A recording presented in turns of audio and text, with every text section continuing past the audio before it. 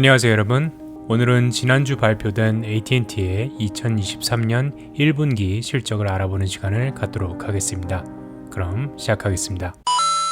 우선 여느 때와 마찬가지로 시작 전 몇 가지 경기 지표들을 살펴보며 경제 상황을 짚고 가도록 하겠습니다. 우선 지난 3월 미국의 실업률은 3.5%로 여전히 강한 모습을 보여주고 있어 연준의 금리 상승 기조에는 별 영향을 못 미치고 있습니다.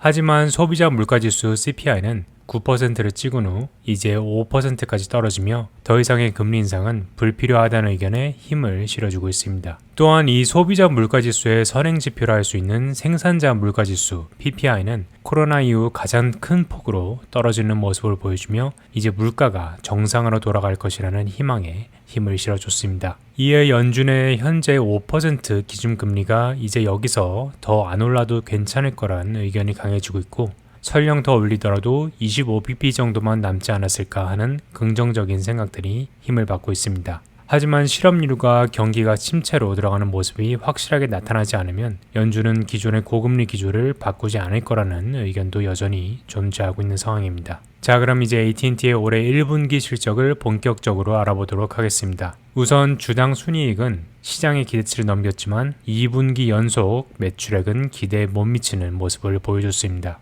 이에 시장은 실적 발표 당일 주가가 무려 10%나 떨어지며 지난 1년간 하루 최대폭 하락을 기록하는 안타까운 모습을 보여줬습니다. 이처럼 주당 순이익은 계속해서 시장의 기대치를 넘기는 좋은 모습을 보여주곤 있지만 더 이상 기대치를 넘기는 폭이 크지 않았고 매출은 2분기 연속 시장의 기대치에 못 미치는 둔화적인 모습을 보여주고 있어 투자자들의 큰 우려를 낳고 있습니다. 재무 상황을 보면 작년 동분기 대비 매출만 소폭 늘고 나머진 모두 큰 폭으로 하락하는 매우 약한 모습을 보였고 이에 투자자들이 실망하여 하루의 주가가 무려 10%나 하락하는 모습을 보여준 게 아닌가 싶습니다.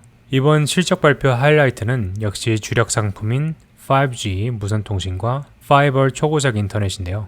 두 상품 모두 여전히 가입자 수가 늘어나며 성장하고 있다입니다.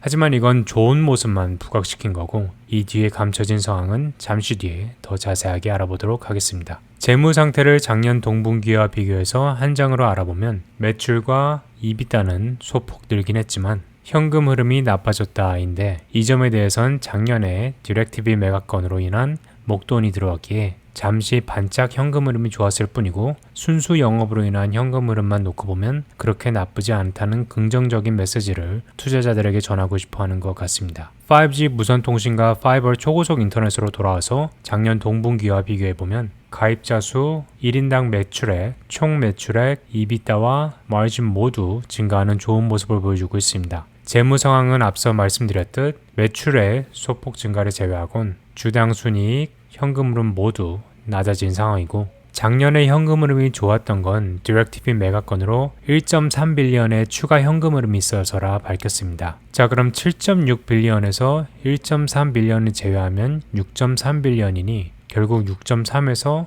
6.7로 좋아졌단 말을 하고픈 것 같습니다. 자, 그럼 각 사업별로 좀 더 깊게 살펴보면 우선 무선통신 분야는 매출과 EBITDA, 마진율 모두 소폭 상승하였습니다.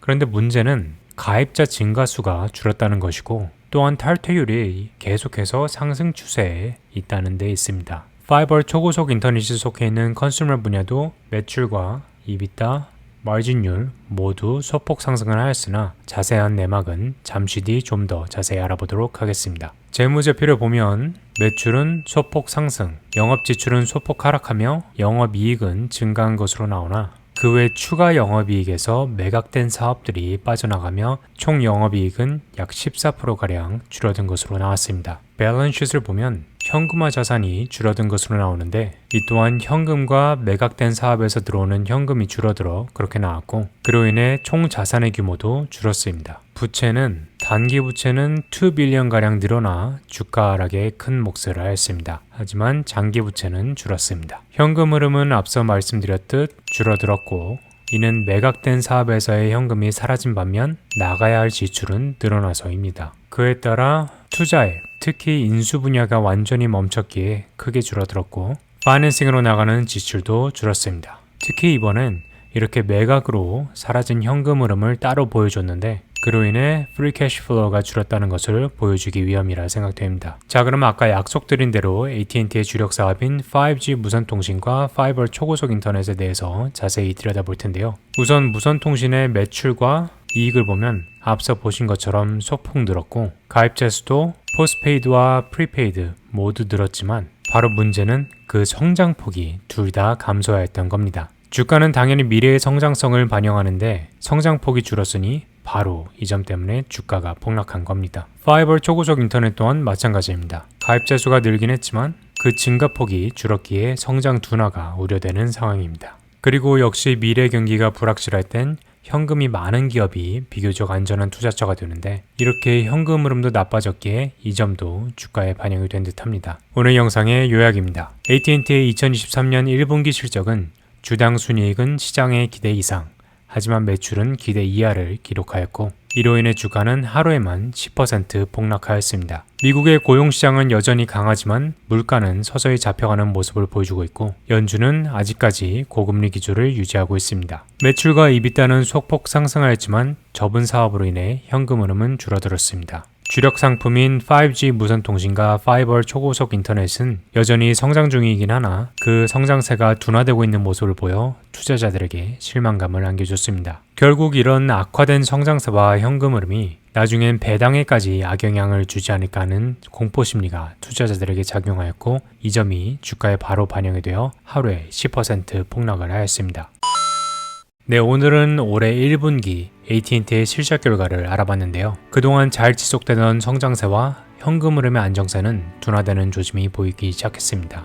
세상 그 무엇도 영원히 지속될 수는 없는 법이기에 상승이 있으면 당연히 하락도 있는 것이나 요즘처럼 미래 경기가 경착륙을 할 것인지 아님 장기 침체로 들어갈 것인지 분명하지 않은 상황에서 이런 빨간불은 투자자로 하여금 잔뜩 움츠리게 만드는 것 같습니다. 과연 이런 성장의 둔화가 일시적인 것인지 아님 경기 장기 침체의 전주곡인지 여러분의 생각을 댓글로 남겨주시면 감사하겠습니다. 오늘도 시청해주셔서 대단히 감사합니다.